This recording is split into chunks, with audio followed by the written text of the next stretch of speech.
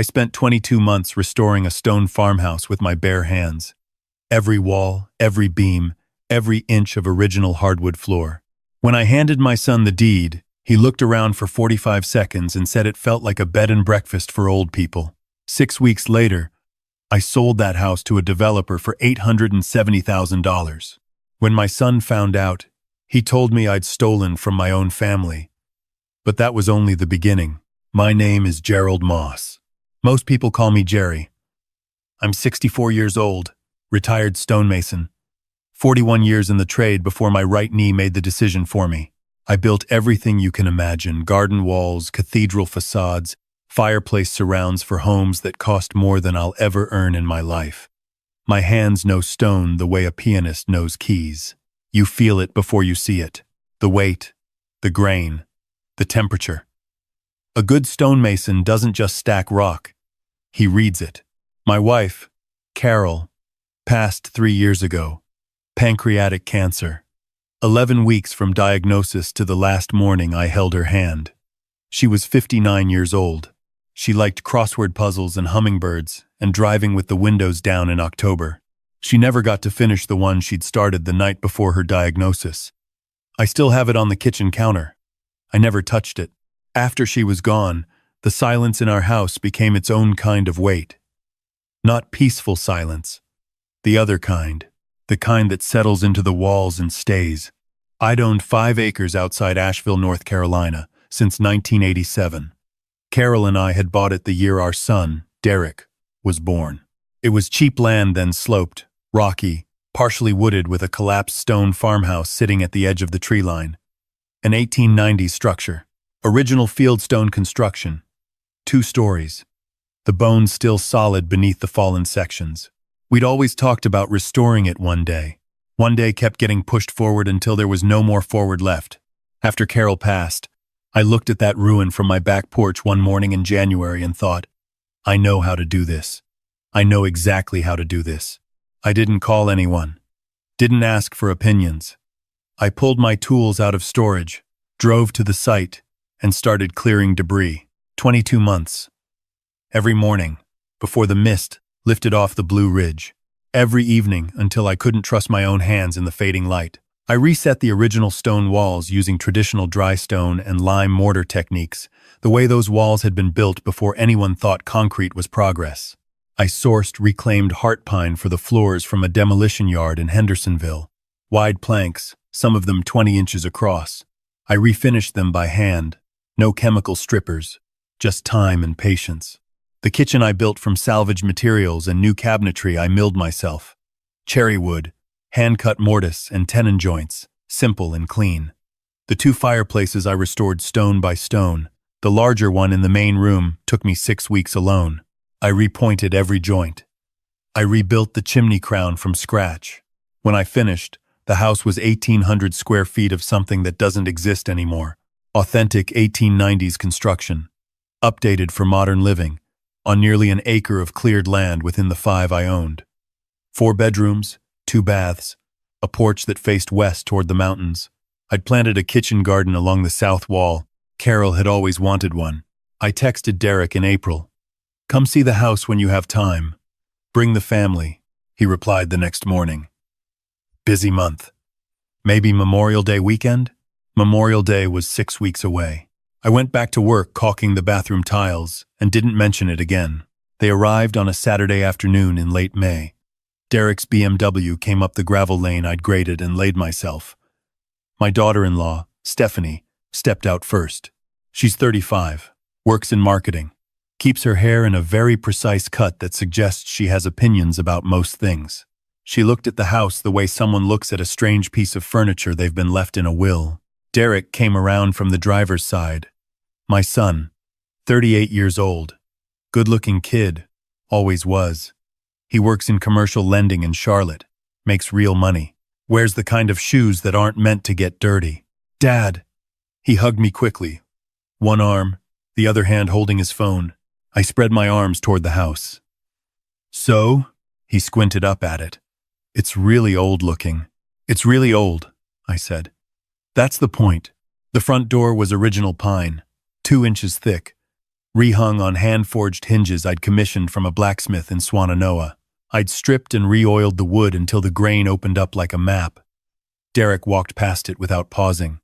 And, inside, the great room, exposed stone walls, heart pine floors that glowed in the afternoon light like something warm was living underneath them, the restored fireplace, beamed ceiling, two deep-silled windows I'd glazed myself with original wavy glass I'd found at an architectural salvage in Black Mountain. Stephanie walked in slowly, arms crossed. "It has a certain charm," she said. "If you like that kind of thing." "What kind of thing?" I asked. "Rustic, cottagey." She moved toward the kitchen. "Is this salvage?" "Most of it.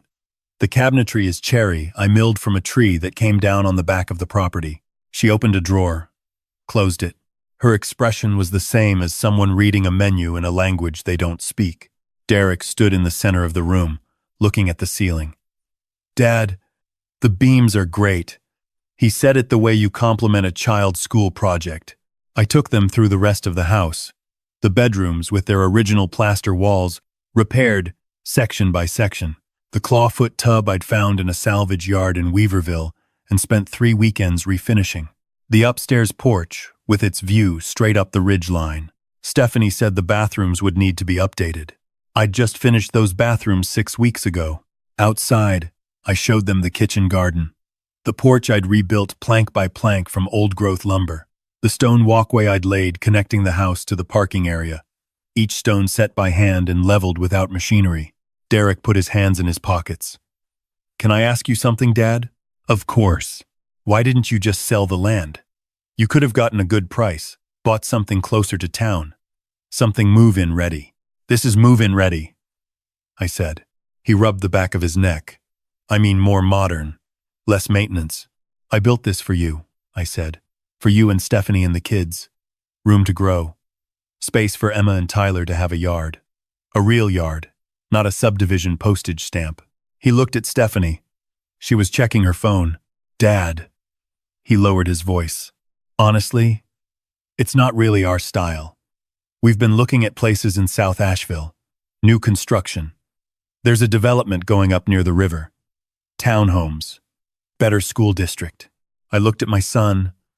I looked at the stone walls I'd reset by hand, at the floors I'd refinished on my knees for 3 weeks, at the fireplace it had taken me 6 weeks to restore. "The commute from here to Charlotte would be brutal," he added. "You could live here," I said. "Work remotely. You've done it before." Stephanie appeared in the doorway.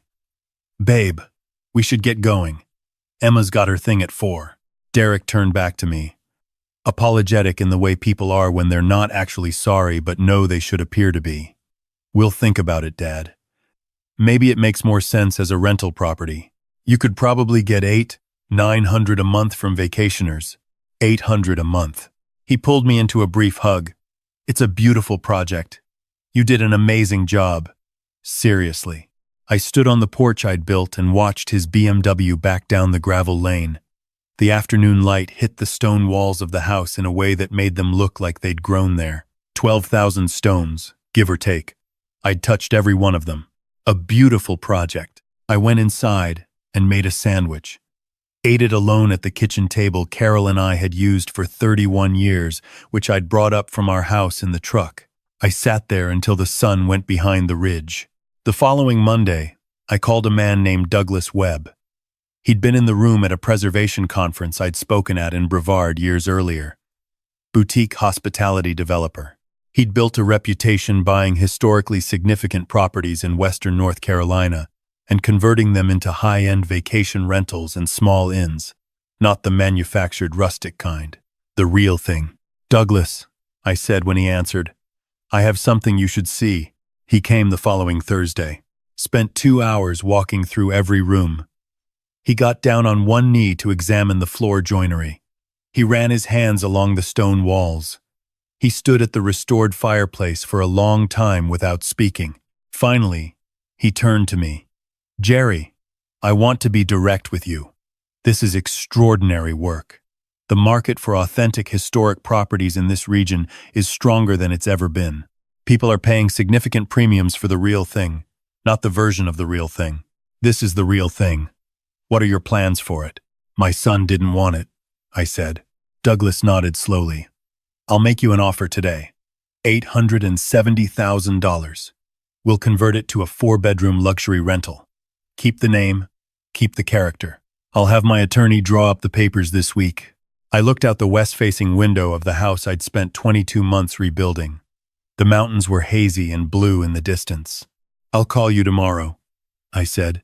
That night I drove to the overlook on the Blue Ridge Parkway, where Carol and I used to go when we needed to think. I sat in the truck for an hour. Stars coming out, the valley lights below. I thought about what Derek had said. Beautiful project.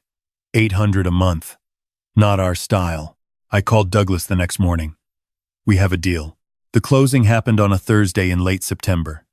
My attorney, Phil Garrett, had handled the transaction. The title had always been in my name. The land was mine. The house I'd built on that land was mine. I'd never transferred anything. Never made any legal promise. I didn't tell Derek. The wire hit my account the following Tuesday. After fees and taxes, I walked away with $680,000. That evening I made Carol's pot roast. Her exact recipe, index card in her handwriting tucked in the kitchen drawer. I ate at the table we'd shared for 31 years. I didn't turn on the television. I sat in the quiet and chewed slowly and thought about stones. A month later, Derek found out. Small city. Word travels. A colleague of his had seen the listing on Douglas's boutique properties website. The house had been photographed by an architectural photographer and featured in a regional magazine. Stunning spread. 8 pages. The writer called it a masterclass in historic preservation. Derek called at 7:40 in the morning. Dad. His voice had that tight quality it gets when he's working to control something. Tell me what I just read isn't true. Depends what you read. You sold it. The farmhouse. You sold it for almost $900,000. $870, I said. Yes. The silence lasted several seconds. We could have had that money. You could have had the house, I said. We didn't want the house, Dad. We wanted he stopped. That money should have come to us. You built it for us. I built it as a gift. You declined the gift. You called it a bed and breakfast for old people. I didn't mean. You meant it, Derek. You both meant it, in the moment you said it. I heard it clearly. His voice shifted. You had no right to sell it without telling us. I had every right, I said. My land, my labor, my deed. Always. I never promised you anything in writing. There was no agreement. There was a father building something for his son and a son who wasn't interested. We could have worked something out.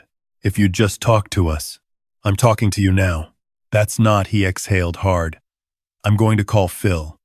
I'm going to look into this. You can do that, I said. Dad, this is not over. He hung up. I poured a second cup of coffee. It was still warm. 3 weeks later, an envelope arrived from a law firm in Charlotte. Derek had found an attorney. The letter was 3 pages, formal and aggressive. It claimed I'd made a verbal promise to convey the property, that Derek had relied on that promise to his detriment by not pursuing other housing options, that I owed him a significant portion of the proceeds. The legal term used was promissory estoppel. I faxed it to Phil, who called me 20 minutes later. He has no case, Phil said. You never conveyed title, never signed anything, never put a dollar figure on a promise. This is a son who's angry and hoping to scare you into writing a check. Don't write a check. Could he make this difficult? He could waste his money trying and make things uncomfortable at Thanksgiving. Let him, I said. Thanksgiving was at my brother Raymond's house in Hendersonville. Family dinner, the usual crowd. 14 people, around 2 pushed-together tables. Derek came with Stephanie and the children Emma, 9, and Tyler, 6. I arrived early to help Raymond's wife set up. I was in the kitchen when Derek walked in. He looked at me once and went to the other side of the room. Stephanie didn't greet me. She spent the first hour talking quietly to Raymond's wife, Catherine, who kept glancing at me with an expression I recognized as concerned neutrality. The children came to me immediately. Emma hugged my waist. Tyler wanted to show me a rock he'd found that he was certain was a meteorite. It was a piece of driveway gravel, but I examined it seriously and told him it deserved further investigation. Raymond pulled me aside before dinner. His voice was careful. Derek says, "You sold the house without telling him." "I sold my own property," I said. "Yes. He says you'd promised." "I promised nothing in writing. I offered a gift." "The gift was rejected." Raymond studied the floor. "You know you could have given him something. A portion." Smoothed this over. I looked at my brother. "Ray, do you know how long I worked on that property?" He shook his head. 22 months. Every day. Alone. Derek came to see it once, for 2 hours, and left to take his daughter to a birthday party. In 22 months, he visited once. Raymond said nothing, and when he stood in those rooms I'd built with my hands, he talked about a development going up near the river. Townhomes, school district. He'd already decided before he arrived. I let that sit for a moment. "This isn't about money," I said. It never was. Dinner was the kind of tense that everyone can feel but no one names. Derek and I passed dishes without speaking. Stephanie made conversation across the table with deliberate brightness. The children ate and fidgeted and didn't know what was happening. After pie, Tyler climbed into my lap and fell half asleep the way small children do when they feel safe. I sat very still, so he wouldn't wake. Emma found me later on Raymond's back porch, in my coat, watching the last light leave the sky. "Grandpa." "Hey, sweetheart." She stood beside me, leaning against the porch rail. "Are you and Dad in a fight?" "A disagreement," I said. "About the house you built?" I looked at her. 9 years old. Carol's dark eyes. "Yes. About that. Mom said you were supposed to give it to us." "I meant to," I said. "I built it for your family. But your mom and dad decided they didn't want it." She frowned. "Why?" I thought about how to say it. Sometimes people want something different from what someone gives them, even if what was given took a very long time to make. She was quiet for a moment. Like when I made Dad a clay bowl at school and he said thanks, but I never saw it again. Something moved in my chest. Something sharp and quiet at the same time. "Yeah, sweetheart." Something like that. Derek appeared in the doorway. "Emma, your mom's looking for you." She went inside. Derek stood in the doorframe. We looked at each other for a moment. "Are you really going to let this destroy everything?" he asked. "I didn't destroy anything," I said. He went back inside. December brought the coldest weather the Carolina mountains had seen in 8 years. I stayed home mostly. The house Carol and I had raised Derek in. The house he'd grown up in. 40 years of daily life in its walls. I sat at the kitchen table with her crossword puzzle in front of me and didn't touch it. Derek's attorney sent a follow-up letter in December. Phil responded with documentation. Every permit I'd pulled, every material receipt, every contractor I'd paid for the work I couldn't do myself. The chain of title, unbroken. From 1987 to the day of closing. 3 weeks later, Derek's attorney withdrew from the case. But Derek didn't withdraw. Stephanie started posting things on social media. Nothing with my name. Nothing direct. The kind of posts that use words like ungrateful and toxic in contexts that let everyone who knows you fill in the blank. Mutual friends started calling. Most of them uncertain what to say. A few stopped calling altogether. I wasn't surprised. People generally take the side of whoever reaches them first. February. Late. A Tuesday evening. Snow threatening. Sky that particular flat gray color that means something's coming. My doorbell rang at 6:30. It was Emma. Not just Emma. She was holding a folded piece of paper, and she was alone on my porch, which meant Stephanie was in the car at the end of my driveway. I could see the headlights. "Dad, let me come," Emma said quickly. "Mom drove me. Come in." She stepped inside, looked around at the kitchen she'd known her whole life. I made her a cup of cocoa, and she sat at Carol's table and held it with both hands. "I wanted to give you this," she said. She slid the folded paper across the table. It was a school assignment. Her teacher had written the prompt at the top. Write about someone who made something. What did they make, and why does it matter? Emma had written about me. Her handwriting was neat and careful. the way kids write when they know it's for something real. She'd written about visiting the farmhouse once, before I'd finished it, when she was 7. I didn't remember bringing her, but she'd written about it with the precision of a child who keeps things that matter. She'd remembered the smell of the wood. She'd remembered I'd let her put her hand on a stone and told her this stone had been part of this wall for 120 years. She'd remembered I'd cried a little and thought I'd hidden it, but she'd seen. She'd written, "My grandfather made a whole house by himself. He made it for us, but we couldn't live in it. I don't know all the reasons why. I think it was very hard to make and took a very long time. I think when you make something that hard and give it away and the person can't use it, that must feel like carrying something very heavy for a very long time and then setting it down and the other person just walks past it. I want him to know I saw it. I think it was beautiful. I read it twice. Then I folded it along her crease lines and set it on the table in front of me. Emma was watching me. "Are you okay, Grandpa?" "I'm okay, sweetheart. Thank you for bringing this." She finished her cocoa. Stephanie texted once, then again. I walked Emma to the door and watched her run across the snowy yard to the car. Stephanie didn't look at me. The headlights swept around and they were gone. I went back to the kitchen table and I sat down and I put my face in my hands and I cried. The first time since Carol's funeral. Not for the house, not for the money, for the carrying. Emma had named it exactly, and she was 9 years old. I set it down that night.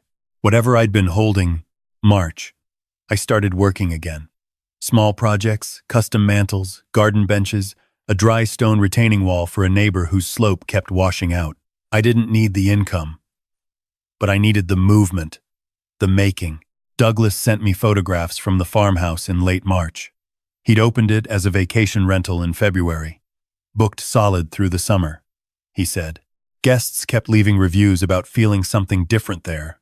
Something that didn't usually happen in rental properties. Something that felt made instead of built.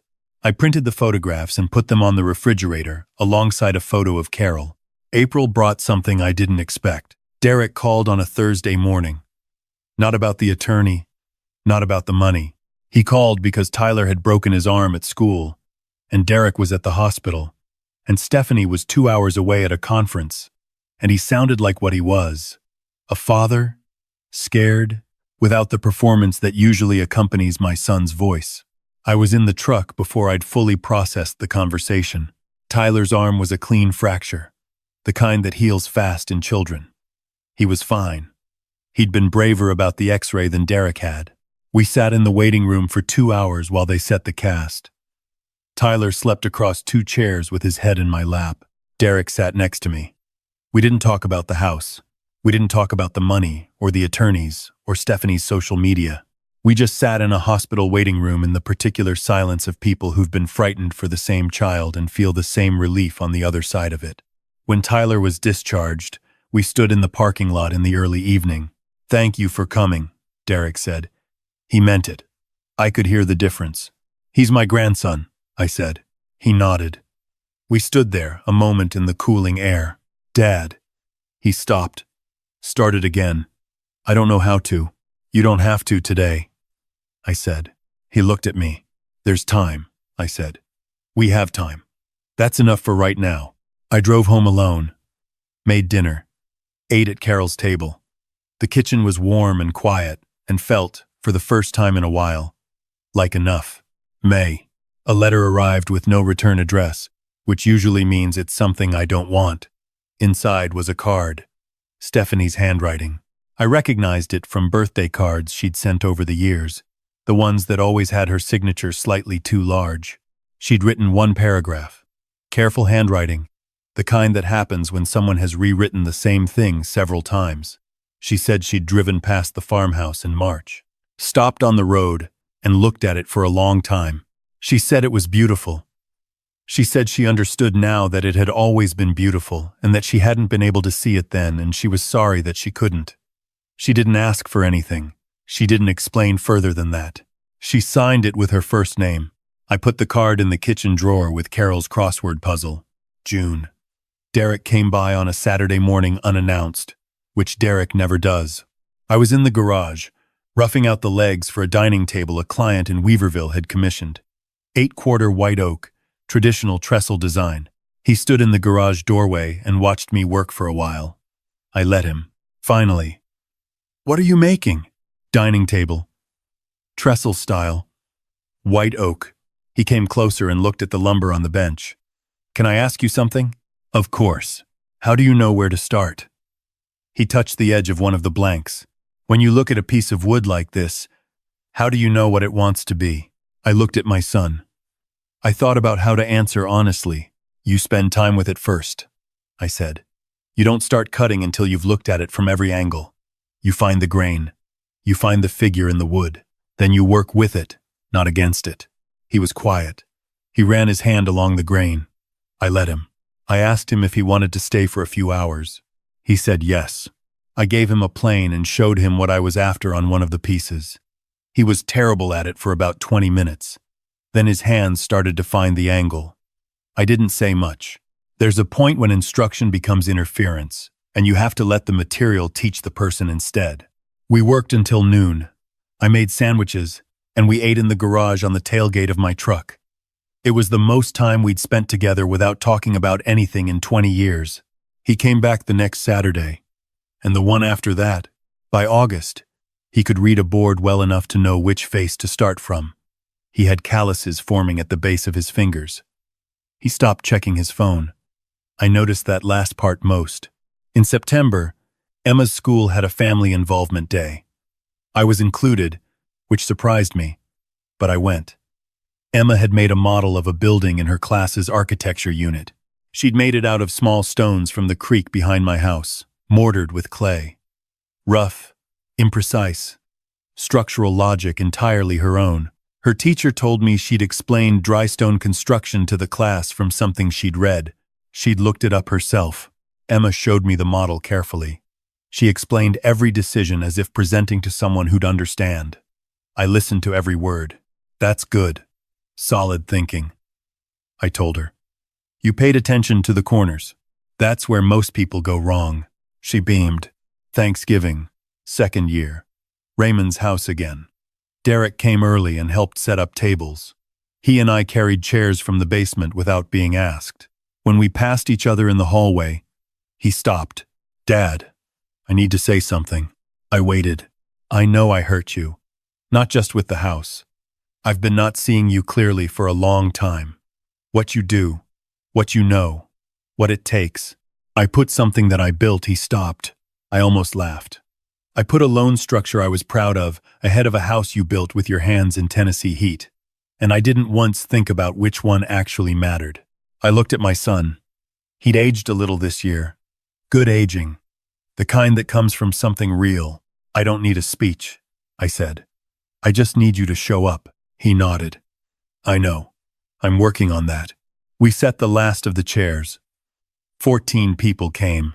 Tyler wanted to sit next to me. Emma wanted to tell everyone at the table what she'd learned about keystone arches. Stephanie passed me the cranberry sauce and said thank you, and I said you're welcome, and that was all, and it was enough. After dinner, Derek found me outside. Same porch as last year. Same gray mountains. Colder this time. I've been thinking about what you said, he said. About the grain. Working with it, not against it. I waited. I think I spent a long time trying to work against things. The way we grew up. Your way of doing things. Like it was something to get away from. I know, I said. I didn't understand that the things I was trying to get away from were the things worth keeping. I looked at the mountains. A man can spend a lot of years figuring that out, I said. Some men never do. You did. That's what matters. We stood in the cold for a while, not talking. The warm noise of the house behind us. The smell of wood smoke from somewhere down the valley. I'm building Emma something, I told him. A writing desk. She mentioned she wanted a place to write at home. I'll need your help finishing it. He looked at me. I'm not good enough yet. You're good enough to sand, I said, and to hold things steady while I cut. He smiled. That sounds manageable. December. The writing desk sat finished in my garage, waiting for Christmas morning. White oak with cherry inlay along the drawer faces. Small enough for a 9-year-old's room. Built to grow with her. I'd carved her initials into the underside of the top E. M. Her full initials in the same spot I'd always seen craftsmen mark their work. Not the outside. Not where you look for it. Underneath, where it waits. Emma found it on Christmas morning and sat down at it immediately, before she'd opened anything else. She put her hands flat on the surface the way a person does when something feels right. She looked at me across the room. "Did you make the desk?" "I made the desk." "Grandpa," she said, very seriously, "I'm going to use this for the rest of my life." "I know you will." "Sweetheart, the money from the farmhouse sale sits mostly in a few places now. Education funds for Emma and Tyler, sealed until they're 18. I gave a portion to the County Historical Preservation Trust, which is restoring a 19th century schoolhouse outside of Barnardsville that would otherwise collapse. I kept enough to live comfortably and work selectively. I don't need much. Douglas sent me a note in the fall. The farmhouse had been requested as a filming location for a documentary on Appalachian vernacular architecture. He wanted my permission to participate. I gave it. I never did ask for it back. It was never mine to reclaim in that way. I'd built it for a reason. Even if the reason changed shape, someone is living in it now, seasonally, and treating it with something close to reverence. That matters more than ownership. Carol would have navigated all of this differently. She had a talent for finding the path between people that I can't always locate on my own. I'm better with stone and wood. Things that hold their shape. People shift. Families shift. I'm still learning to work with that. What I know is this. Derek comes on Saturdays. He's working on his own project now, a small shelving unit for the kids' room. Nothing complicated. He gets frustrated when the joints don't line up, and I tell him that frustration is part of it. That the frustration means you care how it comes out.